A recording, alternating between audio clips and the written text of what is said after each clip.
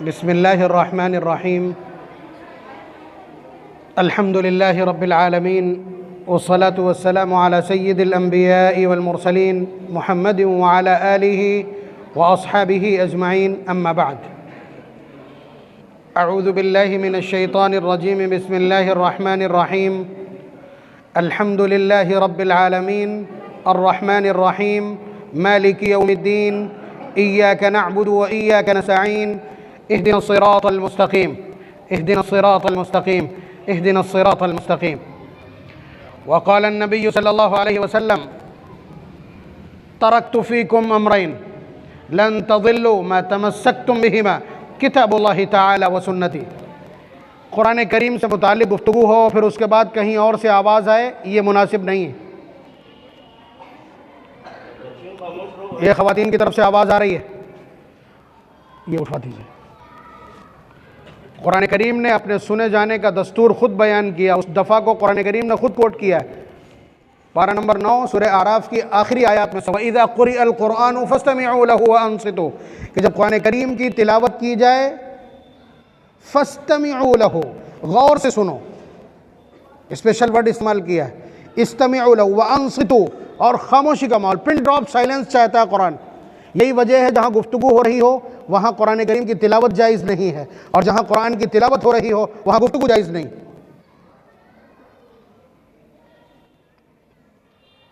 قرآن کریم کی طرف رجوع، یہ رجوع الی القرآن کی مہم ہے. افسوسناک بات کہ اس ملت کو قرآن کریم کی طرف واپس لوٹنے کے لیے کہا جا رہا ہے. رجوع کے معنی آتے ہیں دوبارہ آنا. بات آپ سمجھ رہے ہیں؟ رجع یرجع کے معنی آتے ہیں لوٹنا. اس کا مطلب ہم چھوڑ کے آگے نکل گئے ہیں کلام الہی کو، تو واپس بلایا جا رہا ہے آواز دے کر کے. اس کی نوبت اس امت کے ساتھ بہت بڑا مسئلہ ہے. صبح سے میں نے قرآن کریم کے تعلق سے مجھے معلوم تھا 15 سے 15 منٹ گفتگو کرنا ہوگی. جتنا ہی وقت کم ہو آپ کے پاس گفتگو کا، اتنی ہی آپ کو فلٹریشن اور تیاری کی زیادہ ضرورت ہوتی. بات سمجھ رہے ہیں؟ تو یہ ایسا ہی ہے کہ جیسے سمندر کے بارے میں کہہ دیا گیا ہو کہ اس کو آپ کو گلاس میں بھرنا ہے، جو ناممکن ہے. لیکن بہرحال کچھ نہ کچھ پانی گلاس میں ڈال کر کے اور اپنی ذمہ داری سے سبکدوشی حاصل کی جاتی ہے. تو اس گفتگو کی شروعات میں کر رہا ہوں. بچوں بھی بہت غور سے سننا. تم نماز پڑھتے ہو، نماز کی کل رکعتیں کتنی ہیں؟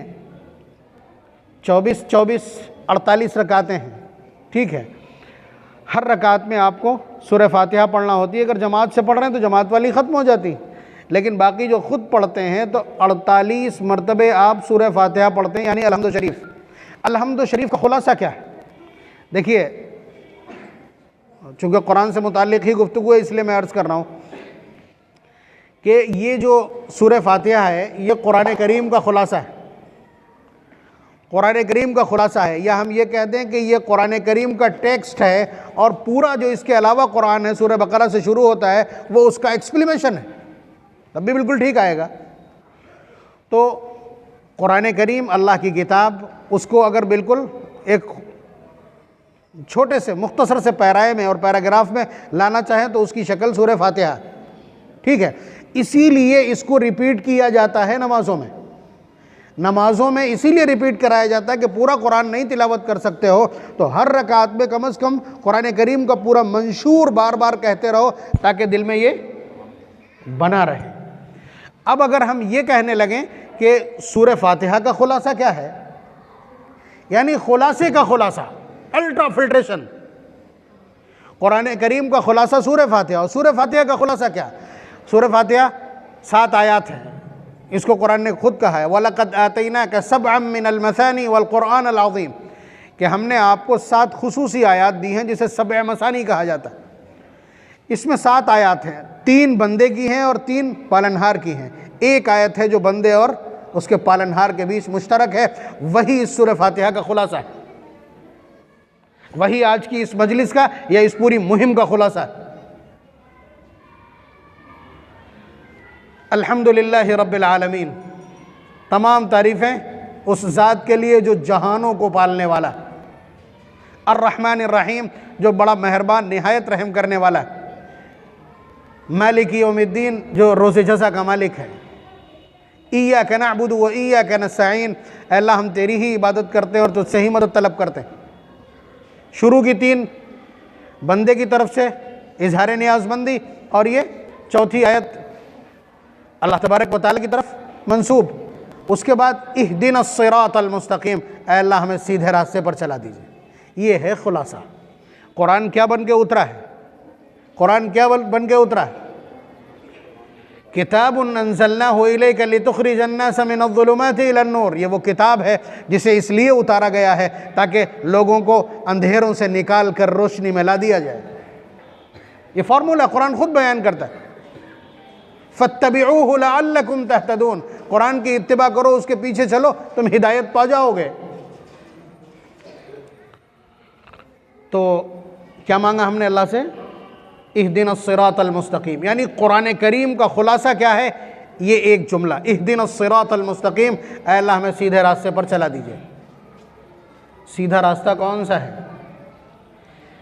تو آپ پوچھیں گے کہ راستے اور بھی ہیں، آپ یہ پوچھیں گے کہ راستے اور بھی ہیں، بے شک لوگوں کا لائف اسٹائل کتنا ہے، آپ دیکھتے ہیں، کوئی کسی عقیدے کے ساتھ، کسی نظریے کے ساتھ، کسی فکر کے ساتھ، اور کوئی دولت کو ایم بنا کر کے، کوئی اپنی عزت اور جاہ و حشم کو ایم بنا کے، اور کوئی اپنے سیاسی کیریئر کو ایم بنا کے اور اس کی بلندیوں کو چھونا چاہتا ہے۔ ہر ایک کے مقصد الگ، ہر ایک کی راہ الگ، ہر ایک کا نظریہ الگ، ہر ایک کا مطالبہ الگ، گفتگو کرنے کا انداز الگ۔ تو مختلف طریقے اس دنیا میں زندگی گزارنے کے رائج ہیں۔ ایک راستہ وہ ہے جو آپ کے پالنہار کو پسند ہے، اور وہ کون سا ہے؟ وہ وہی ہے جو آپ روزانہ مانگتے نہیں بلکہ آپ سے منگوایا جاتا ہے۔ دھیان نہیں دیتے، اگر دھیان دیتے تو کب کا قبول ہو چکا ہوتا۔ ہماری نماز کمپیوٹرائز ہے، اللہ اکبر سے شروع ہوئی، جب سلام پھیرا تو پتہ لگا کہ باہر آ گئے، تب پتہ لگتا ہے کہ ہم باہر آ گئے نماز سے۔ تو آپ اندازہ کیجئے کہ قرآن کریم کا خلاصہ سورہ فاتحہ ہے، اور سورہ فاتحہ کا خلاصہ اہدنا الصراط المستقیم ہے کہ اللہ ہمیں سیدھے راستے پر چلا دیجئے۔ تو اب سیدھا راستہ کون سا ہے؟ کیا سیدھے راستے کی بھی کوئی ضمانت اور گارنٹی ہے کہ ہم اس پلر کو مضبوطی سے پکڑ لیں اور اس کے بعد گمراہی کے امکانات اور اندیشے اور خطرات ختم ہو جائیں؟ ایک اہم سوال۔ دنیا میں جب بہت زیادہ طریقے ہیں زندگی گزارنے کے، تو ہدایت والا راستہ وہ جسے اللہ تبارک و تعالیٰ پسند کرتے ہیں۔ اب آپ یہ بتلا دیجئے، کیا کوئی ایسا راستہ یا کوئی ایسا فارمولہ یا کوئی ایسا پلر یا کوئی ایسا اسٹینڈ ہے کہ جہاں ہم کھڑے ہو جائیں اور پھر اس کے بعد ہمیں کسی اور چیز کی ضرورت نہ پڑے؟ یہ اہم سوال کہ آپ روزانہ دن میں 48 مرتبہ اللہ تبارک و تعالیٰ سے اہدنا الصراط المستقیم کہہ کر کے ہدایت اور سیدھا راستہ مانگتے ہیں۔ کیا کوئی ایسا فارمولہ ہے کہ جس کو اپنا لینے کے بعد ہدایت ہم سے نہ چھینے؟ اس کے مندرجات پر اور اس کی تفصیلات اور اس کے ڈائریکشن پر ہم چلتے رہیں اور ہم راہ راست پر رہیں؟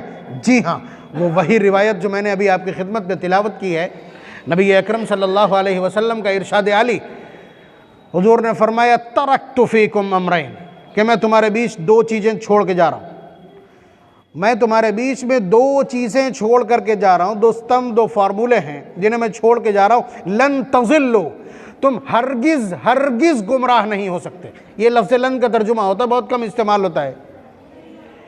لن تضلوا، تم ہرگز گمراہ نہیں ہو سکتے، ما تمسکتم بہما، جب تک تم اس کو مضبوطی سے پکڑے رہو گے۔ یعنی تم گمراہ نہیں ہو سکتے۔ ہدایت کا اپوننٹ ورڈ ہے گمراہ ہونا، تو کبھی بھی گمراہ نہیں ہو سکتے اگر ان 2 چیزوں کو پکڑے رہو گے۔ نمبر 1 کتاب اللہ تعالی، اللہ کی کتاب، و سنتی، اور میرا طریقہ۔ یہ الگ الگ نہیں، سچ یہ ہے کہ یہ الگ الگ نہیں ہے۔ قرآن کریم فارمولہ ہے، محمد الرسول اللہ صلی اللہ علیہ وسلم کی 23 سالہ جو عمر ہے اس کا پریکٹیکل ہے۔ اس لیے کہ قرآن کریم یہ اللہ تبارک و تعالیٰ کا اتارا ہوا کلام ہے۔ ان کا کلام براہ راست اپنی قوت سے ہم سمجھ لیں، ممکن نہیں تھا۔ جب کوئی بچہ سائنس کی کتاب نہیں سمجھ سکتا خود سے، جب کوئی بچہ میتھ کی کتاب نہیں سمجھ سکتا خود سے، اس کے لیے لیکچرر، پروفیسر، ٹیچر کی ضرورت ہے۔ تو کلام الہی جو اللہ تبارک و تعالیٰ کا مرتب کردہ ہے، اور یہ دستور ہے اللہ کا، جب بھی کتاب اتاری ہے تورات اتاری ہے تو اس کی وضاحت کے لیے حضرت موسیٰ علیہ السلام کو علم خصوصی عنایت کیا ہے۔ اسی طرح جب زبور اتاری ہے تو اس کی تلاوت کے لیے حضرت داؤد علیہ السلام کو مبعوث کیا ہے۔ انجیل اتاری ہے تو اس کی وضاحت اور پریکٹیکل کے لیے حضرت عیسیٰ علیہ السلام کو اتارا ہے۔ اور جب قرآن کریم کلام الہی اتارا ہے تو جناب محمد الرسول اللہ صلی اللہ علیہ وسلم کو ہمارے بیچ رکھا۔ یہی وجہ ہے کہ اس کے اترنے کی جو ترتیب ہے، یہ اعتراض تھا، لولا انزل هذا القرآن على رجل من جملة واحدة وقال الذين كفروا لولا نزل هذا القرآن جملة واحدة۔ پارہ نمبر 19 سورہ فرقان کی آیت کہ کفار مکہ کہتے ہیں کہ اس قرآن کو ایک بارگی کیوں نہیں اتار دیا گیا، ایک بارگی کیوں نہیں اتار دیا گیا؟ تو اب ظاہر سی بات ہے، پریکٹیکل ہے، جیسے جیسے حالات پیش آتے گئے قرآن کریم اسی اعتبار سے اترتا چلا گیا۔ اللہ تعالیٰ نے جواب دیا لِنُثَبِّتَ بِهِ فُؤَادَكَ، تاکہ تمہارا دل مطمئن رہے۔ ہم نے ایک بارگی قرآن کو اس لیے نہیں اتارا تاکہ تمہارے دل کو طاقت رہے۔ اب دل کو طاقت کی مختلف وضاحتیں مفسرین نے کی ہیں کہ اگر ایک بارگی اترے گا تو یاد کرنا، سمجھنا یہ ایک مستقل مسئلہ ہو جائے گا۔ جیسا کہ حضور جب قرآن اترتا تھا تو حضور جلدی جلدی، جتنی دیر میں حضرت جبریل آہستہ آہستہ تلاوت کرتے تھے، حضور ان کے پڑھے ہوئے کو دہرا لیتے تھے تاکہ کہیں نکل نہ جائے۔ تو اللہ تبارک و تعالیٰ نے سمجھایا وَلَا تَعْجَلْ بِالْقُرْآنِ مِنْ قَبْلِ أَن يُقْضَى إِلَيْكَ وَحْيُهُ، جب تک وحی مکمل نہ ہو جائے تو اب جلد بازی نہ کیا کریں۔ وَقُلْ رَبِّ زِدْنِي عِلْمًا، صرف اتنا کہا کریں اے پالنہار میرے علم کو زیادہ کر دیجئے، میرے علم میں اضافہ فرما دیجئے۔ یہ پارہ نمبر 16 کی آیت ہے آخر کی سورہ طٰہٰ کی۔ اور اسی طرح سورہ قیامہ پارہ نمبر 29 میں بھی اللہ نے فرمایا لا تحرک بہ لسانک لتعجل بہ، آپ جلدی جلدی زبان کو نہ چلائیے کہ آپ قرآن کریم کو یاد کر لیں۔ ان علینا جمعہ وقرآنہ، آپ کے دل میں اس کو جمع دینا یہ ہماری ڈیوٹی ہے، اور اس کو آپ کی زبان سے ادا کروا دینا، پروننسیٹ کرا دینا یہ بھی ہماری ذمہ داری ہے۔ ثم ان علینا بیانہ، پھر اسی وضاحت پر قدرت دینا یہ بھی ہماری ذمہ داری۔ تو محمد الرسول اللہ صلی اللہ علیہ وسلم کلام الہی کے تعلق سے جو کچھ بولیں گے یہ اللہ تبارک و تعالیٰ کی سخت سیکورٹی میں، قرآن کریم کل اپنے معنی اور تمام اعتبارات سے فل سیکورٹی، ہائی سیکورٹی زون میں۔ اور ابھی تو جلدی میں آپ نے دیکھ تو لیے کہ ایک آدمی نے سپریم کورٹ میں ڈٹ دائر کی تھی کہ قرآن کریم کی ان آیات کو تبدیل کر دیا جائے۔ انجام پتہ ہے؟ اس کا انجام نہیں معلوم ہے کہ وہ خود تبدیل ہو گیا، خود تبدیل ہو گیا۔ کل تک پاک صاف پانی پیتا تھا، پیشاب پینے لگا۔ نہیں، پہلے اچھا نہیں تھا، کم از کم اس کے اوپر کسی کا لیول تو تھا کہ یہ مسلمان ہے۔ کہا جاتا یہ سنی مسلمان، یہ شیعہ مسلمان، یہ تو کہا جاتا تھا، کہیں نہیں میسر تو تھا اسے میم سین لام میم الف نون۔ لیکن اب کیا ہوا کہ نام بھی بدلا، سب کچھ بدلا، اس کے درد بھرے الفاظ بھی تو دیکھیے۔ تو قرآن کریم کو تبدیل کرنے کی صرف منہ سے آواز نکالنا کس انجام تک پہنچا دے گا یہ ہمارے سامنے۔ بہرحال میں یہ عرض کر رہا تھا کہ ہم اللہ تبارک و تعالیٰ سے جو چیز مانگتے ہیں وہ کیا ہے؟ ہدایت۔ اور ہدایت کس چیز میں مضمر ہے؟ کوئی چیز ایسی جس میں گارنٹی ہو، ضمانت ہو، وہ قرآن کریم۔ قرآن کریم کسی آدمی کو راہ راست اور پر باقی رہنا ہے تو اس کو قرآن کریم کو سینے سے لگا کے رکھنا پڑے گا، سینے سے لگا کے رکھنا پڑے گا۔ ہم نے قرآن کریم کو نہ صرف زندگیوں سے دور کیا بلکہ کیا حال کیا ہے اس کا میں چند جملے اس سلسلے میں عرض کر رہا ہوں، آپ کو ابھی اندازہ ہو جائے گا قرآن کیا چاہ رہا ہے۔ آپ اندازہ کیجئے کہ آپ پورا قرآن روزانہ تھوڑے سے وقت میں تلاوت نہیں کر سکتے، تو قرآن کریم نے اس کو شارٹ کیا، پہلے سورہ فاتحہ میں کنورٹ کیا، اس کا خلاصہ وَلَقَدْ آتَيْنَاكَ سَبْعًا مِّنَ الْمَثَانِي، اس کا خلاصہ کیا۔ پھر اس کے بعد اس میں بھی ایک خلاصہ بتلا دیا کہ اگر کچھ نہ یاد رہے تو اتنا تو بار بار کہتے ہی رہنا، اور اس کو آپ کی نماز میں شامل کیا ہے۔ دن میں 48 مرتبے اس کو شامل کیا۔ آپ اگر امام کے پیچھے سورہ فاتحہ نہیں بھی پڑھتے ہیں تب بھی جب آمین میں شرکت کرتے ہیں تو آمین کا مطلب سمجھتے ہیں؟ آمین یہ سریانی زبان کا لفظ ہے جس کے معنی ہے استجب، اے اللہ جو دعا اس بندے نے مانگی ہے وہ ہماری جانب سے بھی قبول فرما لیجیے۔ تو یہ براہ راست آپ کی طرف سے بھی لکھا جاتا ہے۔ تو یہ 48 مرتبہ جو آپ اہدنا الصراط المستقیم کہتے ہیں، یہ اصل میں دعا یہ ہے کہ بارے الہ ہمیں قرآن کریم سے وابستہ رکھیے گا۔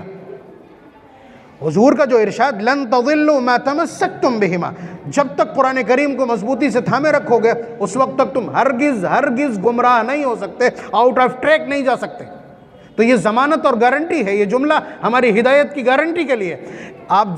یہ کیا اس لیے گیا ہے کہ جب 48 بار دہراؤ گے، ایک بار دھیان سے نہیں پڑھو گے، دوبارہ نہیں پڑھو گے، تیسری بار نہیں پڑھو گے، چوتھی بار نہیں پڑھو گے، 48 میں سے کسی ایک مرتبہ دن بھر میں تو پوری توجہ اللہ تعالیٰ کی طرف سے ہوگی۔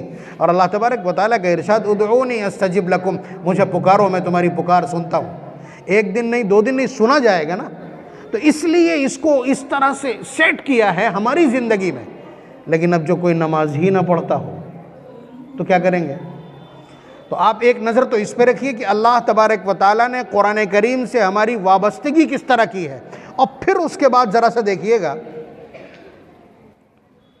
ابھی کیا کہا میں نے؟ کتاب انزلناہ الیک، الف لام را، کتاب انزلناہ الیک۔ یہ سورہ ابراہیم کے ابتدائی جملے ہیں کہ یہ وہ کتاب ہے جو اس لیے اتاری گئی ہے لتخرج الناس من الظلمات الی النور، گمراہی میں اور اندھیروں میں زندگی گزارنے والوں کو آپ شاہراہ ہدایت پر لے آئیں۔ تو یہ خطاب بے شک نبی اکرم صلی اللہ علیہ وسلم کو ہے، لیکن نبی اکرم صلی اللہ علیہ وسلم اپنی پوری مہم ہمارے حوالے کر کے گئے۔ قیامت تک اس مہم کو باقی رکھنا، اس کو برپا کرنا، اس کے نتائج حاصل کرنا اور اس کے نتائج نکالنا، یہ ہماری ڈیوٹی ہے نا۔ تو اب یہ اس کے مخاطب آپ ہیں کہ یہ کتاب آپ کو اس لیے دی گئی ہے تاکہ آپ لوگوں کو گمراہی سے نکال کر ہدایت کے راستے پر ڈال دیں۔ تو اب یہ ہماری ڈیوٹی ہو گئی، اب یہ ہماری ڈیوٹی ہو گئی۔ تو قرآن کریم اب کیا ذمہ داری بنی ہماری؟ قرآن کریم کو پڑھنا، اس کو سمجھنا، اللہ تبارک و تعالیٰ کی منشا کو سمجھنا، پھر اس کو ہدایت والا یقین جان کر اس کے ذریعے سے دوسروں کو ہدایت پر لانا، ڈیوٹی ہے نا یہ ہر شخص کی جس نے لا الہ الا اللہ محمد الرسول اللہ کا۔ محمد الرسول اللہ مینس محمد صلی اللہ علیہ وسلم اللہ کے بھیجے ہوئے ہیں، یعنی میسج سمیت آپ نے حضور کو قبول کیا ہے۔ حضور ہم سے دور ہو گئے مگر میسج ہمارے پاس باقی رہ گیا، رسول اللہ کی حیثیت سے تسلیم اسی لیے کروایا گیا۔ تو اب کیا ہوا ہماری ذمہ داری؟ قرآن کو پڑھنا، اس کو سمجھنا، اس پر عمل کرنا، اور اس کے ہدایت کا سبق ہونے پر یقین رکھنا، اور پھر اس کے ذریعے سے دوسرے گمراہ لوگوں کو، تاریکی میں بھٹکنے والوں کو راہ راست پر لانا۔ اب ذرا سا دیکھیے گا یہ رجوع الی القرآن کی جو مہم برپا کی گئی ہے اس کی وجہ کیا ہے؟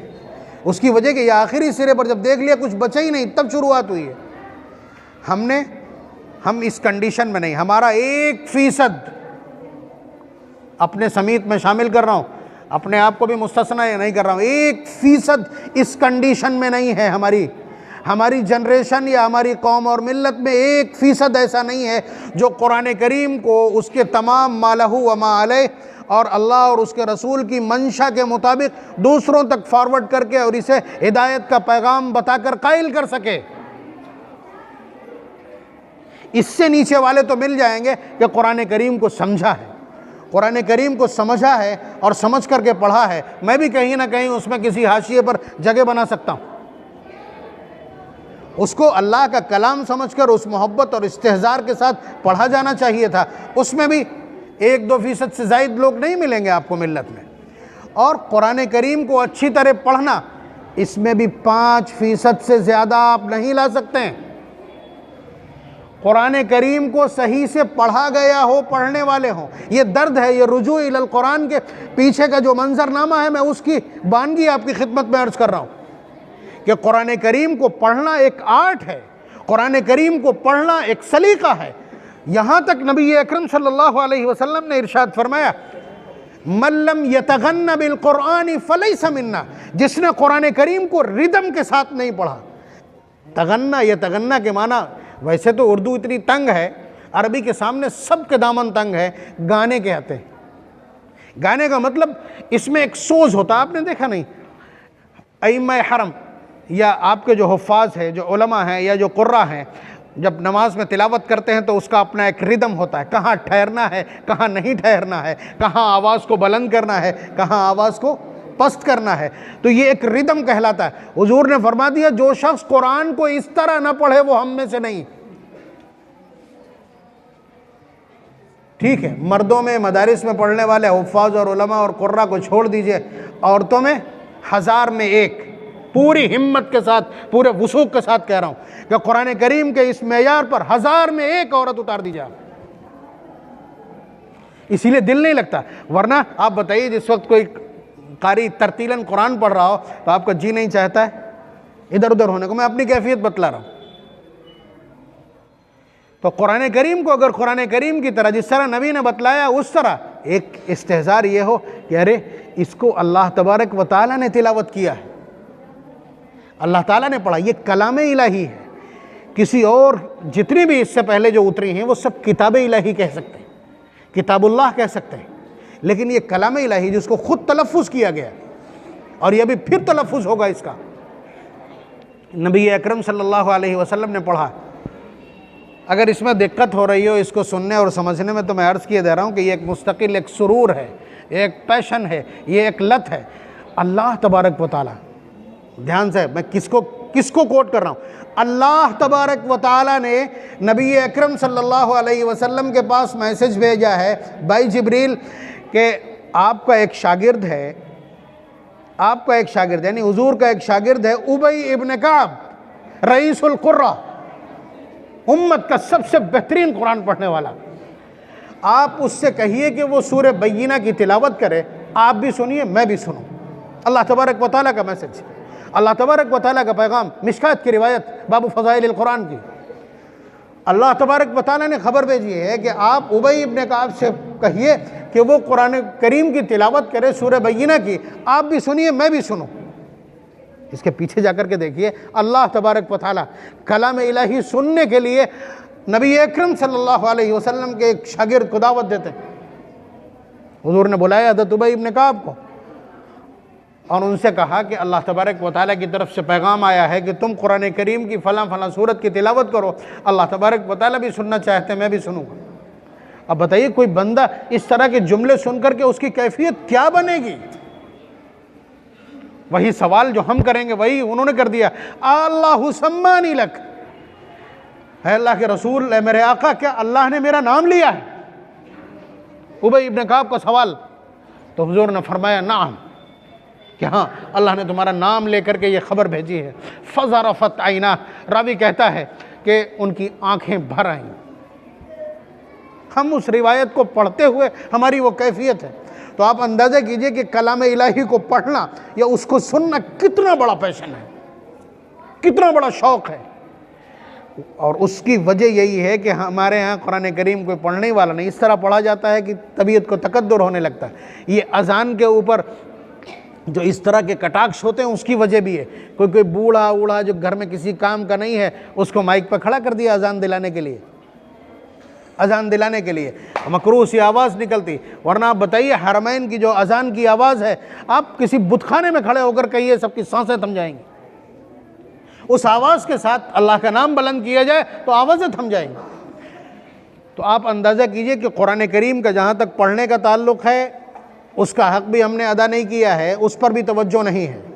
اور اب کیا کہنے، گھر میں چلے جائیے، پورے گھر میں ایک آدمی ایسا نہیں ملے گا جو قرآن پڑھا ہوا ہو۔ آپ کو پوسٹ گریجویٹ کی تعداد 1 سے زائد ملے گی، لیکن قرآن کریم کوئی پڑھا ہوا ہو آپ قرآن نہیں پڑھے، قرآن نہیں پڑھے۔ نئی نسل قرآن پڑھ ہی نہیں رہی، جبکہ 5واں اسٹیپ تھا وہاں کہ قرآن کریم کو اچھی طرح سمجھ کر اس کو حق کا پیغام اور ہدایت کا پیغام سمجھ کر کے دوسروں کو اس کے سامنے سرنڈر کرانا تھا، لیکن حالات یہاں آ گئے۔ تو پھر سنیے، اگر حالات یہی ہیں تو قرآن کریم پارہ نمبر 19 سورہ فرقان کی بالکل ابتدا کی آیت پارہ نمبر 19 کی، وَقَالَ الرَّسُولُ يَا رَبِّ إِنَّ قَوْمِ اتَّخَذُوا هَذَا الْقُرْآنَ مَهْجُورًا۔ یہ جو آپ شعر سنتے ہیں کہ وہ معزز تھے زمانے میں مسلمان ہو کر اور ہم خوار ہوئے تارک قرآن ہو کر، اس طرح کی آیات کا یہ خلاصہ ہے۔ نبی اکرم صلی اللہ علیہ وسلم اس بھرے میدان محشر میں اللہ تعالیٰ کی عدالت میں ایک مقدمہ دائر کریں گے اپنی امت کے خلاف۔ بڑی عجیب صورتحال، بڑی عجیب صورتحال ہے کہ نبی رحمت صلی اللہ علیہ وسلم اپنی امت کے خلاف مقدمہ دائر کریں گے۔ اللہ تعالیٰ کی بارگاہ میں وقال الرسول یا رب، استغاثہ دیکھیے حضور کا استغاثہ دیکھیے، یا رب ان قوم اتخذوا هذا القرآن مہجورا، یہ ہے میری قوم جس نے قرآن کو چھوڑ دیا تھا۔ حضور کا مقدمہ اللہ تعالیٰ کی عدالت میں، پارہ نمبر 19 سورہ فرقان کی آیت، وقال الرسول یا رب ان قوم اتخذوا هذا القرآن مہجورا، کہ انہوں نے قرآن کو چھوڑ دیا تھا۔ آپ بتائیے جن کی سفارش سے میدان محشر میں حساب کا آغاز ہوگا، وہ اگر اس طرح کا مقدمہ اللہ تعالیٰ کی بارگاہ میں لگا دیں تو بتائیے وکالت نامہ کون لگائے گا فریق مخالف کے لیے؟ فریق مخالف کے لیے کون لگائے گا وکالت نامہ؟ کون ہے جو اس مقدمے کو لڑ لے گا؟ جہنم یقینی۔ تو قرآن کریم کے ساتھ جو ویوہار ہم نے کیا ہے وہ ہمارا بدترین عمل ہے اس کائنات کا، اس لیے کہ یہ اللہ کا کلام ہے، ہدایت کی ضمانت ہے، ہدایت کی گارنٹی ہے، یہ ہدایت کا پروفارما ہے، اسی لیے ہماری زندگی میں اتنی مضبوطی کے ساتھ شامل کیا گیا۔ اور جب آپ قرآن کریم کو سننے چلیں گے تو نبی کی ضرورت پڑے گی، نبی سے بھی وابستگی ہو جائے گی، اس لیے کہ نبی حدیث کیا ہے؟ قرآن کریم کو سمجھانے کے لیے نبی اکرم صلی اللہ علیہ وسلم کے جو بول ہیں یہ وہی ہے۔ اور اگر ٹائٹل چاہتے ہیں آپ، ٹائٹل کی ہی بات کریں تو پھر قرآن کریم پڑھنے والوں کے لیے حضور نے کیا فرمایا؟ خیرکم من تعلم القرآن وعلمہ، تم میں سب سے بہترین پڑھنے والا وہ ہے جو قرآن کو پڑھے، تم میں سب سے بہترین پڑھانے والا وہ ہے جو قرآن کریم کو پڑھے۔ ٹاپ گریڈ پہ چلے گئے آپ، لیکن ہم نے اس کو اپنی حرکتوں سے تھوڑا دھومل کر دیا ہے۔ سائنس پڑھانے والے کی ویلیو 5,000 روپے ہے اور قرآن پڑھانے والے کی ویلیو 500 روپے ہے۔ اس سے بھی چیزیں نئی نسل تو اسی سے سمجھتی ہے، اس لیے کہ وہ اتری نہیں ہے اس میں، تو انہیں معلوم ہے۔ اور ضد یہ ہے کہ 7 سال تک بچہ قرآن پڑھ لے۔ 7 سال کی عمر میں پڑھا ہوا کوئی بچہ میرے سامنے ایک سطر پڑھ کے دکھا دے، پورے فرقابات کو کھلا چیلنج ہے، تجوید کی رعایت کے ساتھ، مخارج کی رعایت کے ساتھ۔ اس لیے کیا ضروری ہے؟ آپ دھیرے دھیرے پڑھانے دیجئے، پیسہ جب کم خرچ ہو رہا تو دیر تک چلنے دیجئے۔ آپ کہہ دیجئے استاد سے کہ مجھے بالکل کیل کانٹے سے درست قرآن چاہیے، یہ کلام الہی ہے، یہ میری آخرت ہے۔ اور یہ یاد رکھیے یہ بہت بڑا اعزاز، آپ کو اعزاز یہاں چاہیے تو یہاں بھی قرآن پڑھنے والے آج بھی آگے کھڑے کیے جاتے ہیں۔ حضور نے فرمایا یؤمکم اقرؤکم لکتاب اللہ، امامت کون کرے گا؟ جو تم میں سب سے افضل ہو۔ افضلیت کا آنکلن کیسے کریں گے؟ سب سے پہلی جو چیز ہے جسے دیکھ کر کے آؤٹ اسٹینڈ کیا جائے گا امامت کے لیے وہ حضور نے خود فرمایا یؤمکم اقرؤکم لکتاب اللہ۔ اس کے بعد فقہاء نے ترتیب بنائی ہے اس کی کہ تم میں جو سب سے زیادہ قرآن کریم کو پڑھا ہو وہ امامت کرے گا۔ آپ سمجھ رہے ہیں؟ تو یہاں بھی وہی، بلکہ غزوہ احد کے موقع پر جب شہدائے احد کو دفن کرنے کا موقع آیا تو قبر میں بھی ترتیب 2 لوگوں کو حضور نے رکھا۔ تو اب یہ دیکھنے کے لیے کہ آگے کس کو رکھا جائے، قبلے کی طرف کس کو کیا جائے، تو حضور نے فرمایا اکثرکم قرآناً، جو ان دونوں میں زیادہ قرآن پڑھا ہوا ہو اس کو آگے رکھنا۔ تو قرآن کریم ایج ہے، یہ قرآن کریم امتیاز دلاتا ہے، یہ ایک ایسی چیز ہے کہ جس کو ٹچ کر جائے گی وہی انمول ہو جائے گا۔ بات آپ سمجھ رہے ہیں؟ نبی اکرم صلی اللہ علیہ وسلم نے ایک جگہ تو انتہا کر دی، قرآن کریم کے تعلق سے جو ملنے والا اعزاز ہے اس اعزاز کے لیے الفاظ کم پڑے ہیں۔ آخری بات عرض کر رہا ہوں، حضور نے فرمایا من قرأ القرآن وعمل بما فیہ البس والدہ تاجا یوم القیامہ۔ بچہ قرآن پڑھنے نہیں جا رہا ہے، ماں باپ زبردستی کر کے اور اسے پڑھا رہے ہیں، کوشش کر رہے ہیں، تو اس کوشش پر جو اعزاز ملے گا وہ سمجھ رہے ہیں؟ جس شخص نے قرآن کریم کو پڑھا پھر اس پر عمل کیا تو اس کے والدین کو میدان محشر میں ایک ایسا تاج پہنایا جائے گا ضوءہ احسن من ضوء الشمس، وہ اس سورج سے زیادہ اس تاج کی روشنی ہوگی۔ اب بتائیے جب روشنی میں سورج کو مثال کے طور پہ پیش کر دیا جائے تو اس کے بعد کچھ بچا آپ کے پاس؟ بائی لینگویج بتائیے کچھ بچا آپ کے پاس؟ کچھ نہیں بچا۔ تو حضور فرما رہے ہیں کہ والدین کو، قرآن پڑھنے والے اور اس پر عمل کرنے والے کے والدین کو جو تاج پہنایا جائے گا اس کی روشنی اتنی ہوگی کہ جو اس سورج سے زیادہ ہوگی۔ یہ سورج وہاں وہاں جو چوتھے پانچویں چھٹے آسمان پہ ہے وہ نہیں، لو کانت فی بیوت الدنیا، وہ سورج تمہارے گھر میں لا کے ٹانگ دیا جائے، اس کے بعد جو اس کی روشنی ہوگی اس سے زیادہ روشنی اس تاج کی ہوگی جو قرآن پڑھنے والے اور اس پر عمل کرنے والے کے والدین کو پہنایا جائے گا۔ اب بچا کچھ تو حضور خود فرما رہے ہیں فما ظنکم بالذی عمل بما فیہ، تو تم بتلاؤ، تم خود گمان کر لو کہ جس شخص نے خود پڑھا ہوگا اور عمل کیا ہوگا اس کو کیا ملنے والا ہے۔ الفاظ تو یہیں دم توڑ گئے، مثال اور استعارات تشبیہات سب یہیں دم توڑ گئی، بس اتنا کہہ کے چھوڑ دیا حضور نے، مشکات کی روایت ہے۔ تو اگر اعزاز کی بات کرتے ہو یہاں سے وہاں تک، تب بھی قرآن کریم اعزاز کی ضمانت اور گارنٹی ہے، اسٹیٹس میں بلندی کی گارنٹی اور ضمانت ہے، اور ساتھ ساتھ ہدایت کی ضمانت اور گارنٹی ہے، اللہ تبارک و تعالیٰ کی رضا ملنے کی گارنٹی۔ جن لوگوں نے قرآن کریم کو اختیار کیا ان کا ٹائٹل تو معلوم ہے نا آپ کو، اولئک ھم المہتدون، یہی لوگ ہدایت یافتہ ہیں، اولئک ھم الراشدون، یہی لوگ سیدھے راستے پہ چلنے والے ہیں، اولئک ھم المفلحون، یہی فلاح پانے والے ہیں، اولئک ھم المؤمنون حقا، یہی حقیقت میں ایمان والے ہیں، اور رضی اللہ عنہم ورضوا عنہ، اللہ ان سے راضی ہے اور یہ اللہ سے راضی۔ یہ دوسرا والا جملہ بڑی اہمیت کا ہے۔ اللہ تبارک و تعالی ہمیں قرآن کریم کی طرف رجوع نصیب فرمائے، قرآن کریم سے وابستگی عنایت فرمائے۔ قرآن کریم چلا کہاں سے تھا؟ آخری بات، قرآن کریم چلا یہاں سے تھا کہ حضرت جبریل نے حضور کو پڑھ کے نہیں سنایا تھا کہ آپ پڑھیے اقرأ بسم ربک الذی خلق، صرف کہا تھا پڑھیے، اور اس کے بعد آپ آج بلوٹوتھ کی بات کرتے ہیں، بلوٹوتھ کی بات کرتے ہیں، یہ وہیں وکست ہو گیا تھا کہ سینے سے لگایا اور زور سے بھینچ کے چھوڑ دیا، حضور پڑھنے لگے۔ یہ اشارہ ہے، تلمیح ہے، اس بات کی انڈیکس ہے کہ قرآن کی جگہ کہاں ہے؟ قرآن کی جگہ طاق نہیں، دل ہے، دل ہے۔ یہ دل میں جب رہے گا تو پھر محمد الرسول اللہ صلی اللہ علیہ وسلم جیسی روشنی پہنچائے گا، اور اگر دل سے دور ہوا طاقوں میں پہنچا تو پھر حال وہ ہوگا جو آج ملت کا ہے۔ اللہ تبارک و تعالیٰ قرآن کریم سے وابستگی، قرآن کریم کی طرف رجوع نصیب فرمائے، اور اس کے بعد ہمارا کھویا ہوا اعزاز دوبارہ لوٹا دے، اور یہی اس کی ضمانت اور یہی مہم ہے۔ اللہ تبارک و تعالیٰ اس کوشش کرنے والوں کو، اور یہاں مجلس منعقد